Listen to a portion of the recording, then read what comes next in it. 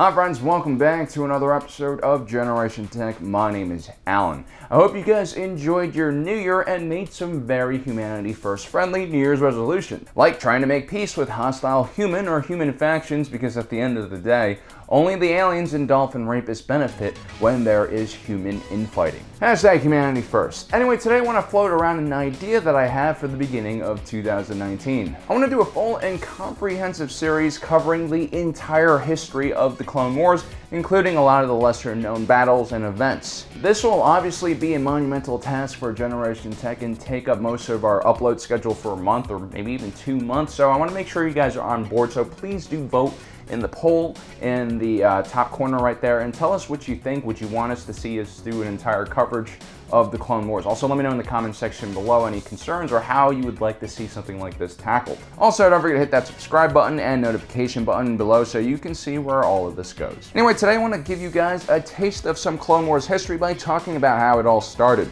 It's actually one of my favorite parts of Star Wars history because it's extremely complex, involves a fair amount of brilliant political puppetry, and shows us just how well planned the Sith takeover of the galaxy actually was. Now we're going to go beyond just episode 1 and 2 and look at some underlying issues which really helped start the Clone Wars, along with a series of flashpoints that helped start the secessionist movement.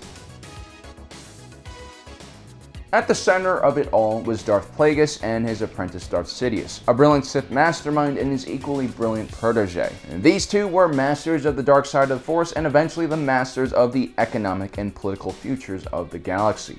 Darth Plagueis was known in public as Hedges II, a powerful member of the intergalactic banking clan, the largest commerce guild in the galaxy. He was also in charge of Damask Holdings, a lobbying group that helped the intergalactic banking clan find allies.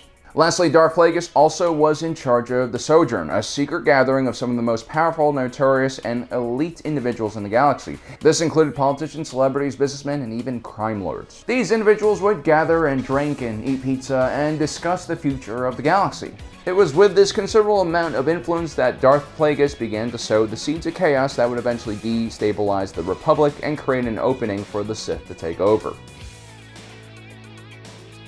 One of these business ventures took Hedges to the world of Naboo. A mining company had recently found huge deposits of plasma beneath Theed, the planet's capital. Damas saw an opportunity to make a huge amount of money along with gaining some political allies. While Naboo was a relatively cultured and pleasant world to live on, it lacked the monetary and industrial means to efficiently extract all that plasma.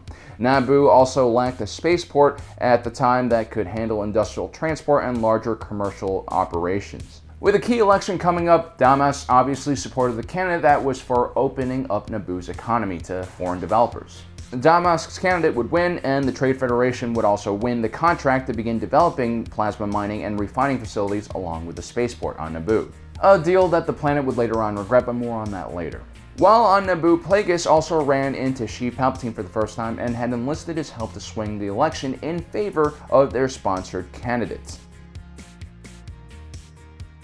Darth Plagueis had given the Naboo contract to the Trade Federation as a concession for recent reforms to the Free Trade Zone Act. Many years ago, around 124 BBY, the Republic created a free economic zone in the Outer Rim, which was designed to boost commerce in the region and hopefully lower crime and instability. The Outer Rim territories were relatively forgotten by the Core and Mid-Rim worlds, and the tax revenue was relatively low anyway in the area, so instead of using public funding to develop infrastructure in this area, the Free Trade Zone attempted to attract private industries who were willing to take the risk and bet on this region of space in return for an unprecedented amount of power and control.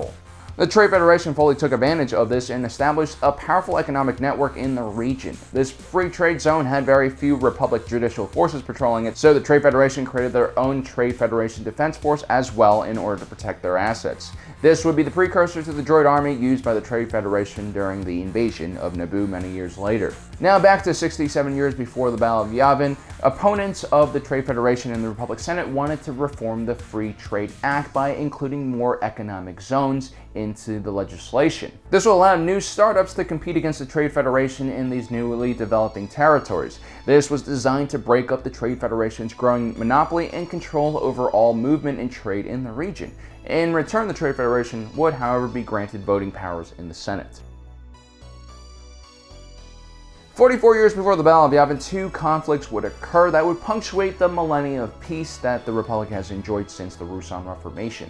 First, we have the Stark Hyperspace War. Stark was a Robin Hood-like figure who was a smuggler turned pirate who robbed conglomerates like the Trade Federation and then redistributed these goods at a lower price to colonists in the Outer Rim. Through his actions, Stark was able to assemble a huge coalition of pirates, criminals, freedom fighters, and other colonists underneath his command in an organization known collectively as the Commercial Combine. Using this giant force, Stark planned on seizing control of back to flow in the galaxy and using a supervirus to disable the Republic judicial fleet in order to collapse the entire Republic. Behind the scenes, he actually cut a deal with the Trade Federation along with the largest backed-up producing company in the galaxy. What resulted was a war between Stark's Commercial Combine and the Republic forces made up of Trade Federation defense forces, which were kind of on both sides of the war, the Jedi, and Ranulph Tarkin, the cousin of Wilhuff, who had his own paramilitary force. The battle ended with a peaceful negotiation thanks to Finis Valorum, who eventually rode this success all the way to a somewhat undeserving chancellorship, which gave Darth Plagueis and Sidious the weak leader they were looking for. The war also showed that the Republic was desperately in need of a standing military. The battle also killed a Jedi Council member, which was extremely rare at the time, but this would only be the beginning of the Jedi Order's suffering. That same year, the Battle of Galadron occurred as well. The local ruler of the planet was facing an insurrection. The ruler ended up hiring Jango Fett and the true Mandalorians to quell the uprising. Unbeknownst to Jango, the local ruler was also secretly harboring the true Mandalorians' hated adversary known as Death Watch. The Death Watch Mandalorians convinced the local ruler to leak information to the Jedi Order that these true Mandalorians were just murdering local political activists. This led to the Republic to deploy the Jedi in a confusing confrontation that killed several Jedi and all of Jango Fett's super commandos. It was one of the worst single days in Jedi history since the 7th Battle of Ruusan almost 1,000 years ago. One of the Jedi on this ill-fated mission was Count Dooku. He criticized the Council for hastily sending the task force in without truly understanding what was happening on the ground, leading to many Jedi deaths. The Battle of Galadron would be one of the major reasons why Dooku would eventually leave the Order. The Sith actually had a pretty clear understanding of the Jedi. The tenets of peace and detachment only really worked if they stayed as a monastic order, isolated from the rest of society. Grueling tribulation like conflict and warfare would always force many Jedi to confront their emotions and attachments and inner demons, which would ultimately lead to many Jedi losing their way. The path of the light side was ideally one of inaction and seclusion from society. It was extremely fragile and hard to maintain. The more they became involved in the muck and mire of the Republic, the worse off the Order became. This was all a part of the Sith's brilliant plan to destroy the Republic and their Jedi allies. By 33 BBY, the Vinchorri uprising began. The Vinchorri were a simple-minded, violent race of reptiles that joined the Republic in 58 BBY. During this time, Darth Plagueis was looking for an army to wield against the much larger Jedi Order. This was way before Sidious and Plagueis came up with the whole clone army idea. The Vinchorri, with their warrior-like society, made them a very viable candidate. It also didn't hurt that the Vinchorri were naturally resistant to Jedi mind tricks. The Vinchorri would also later on obtain Cortosis shields thanks to the Sith Lord.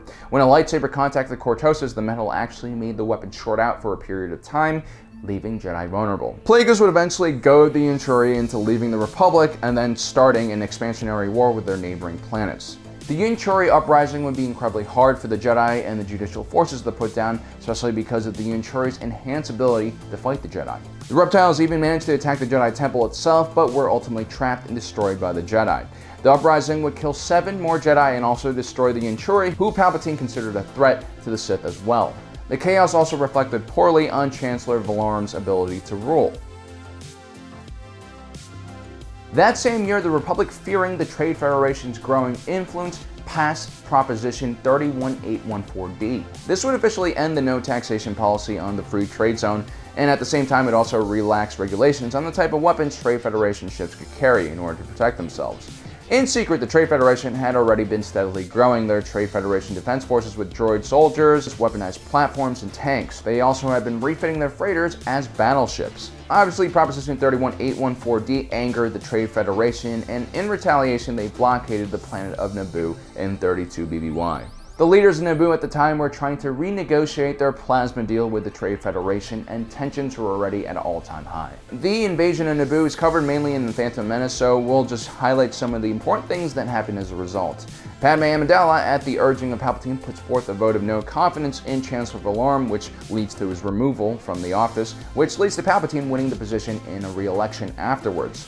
The invasion of Naboo also led to Qui-Gon Jinn discovering Anakin and Anakin discovering Padme, which would ultimately lead to his downfall and the downfall of the Republic and Jedi Order.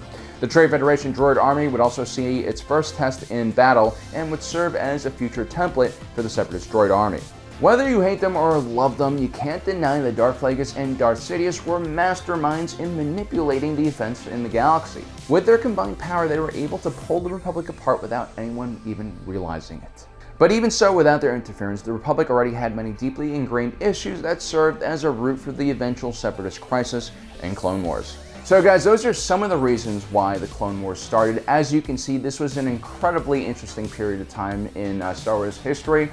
Also, let me know in the comment section below and also in the poll whether you guys want to see us continue this into a larger series which covers the entire Clone Wars. There's a lot of stuff that we can cover. Anyway, guys, don't forget to subscribe, hit that notification button. And as usual, thanks for joining us today. If you're watching this, you are Generation Tech.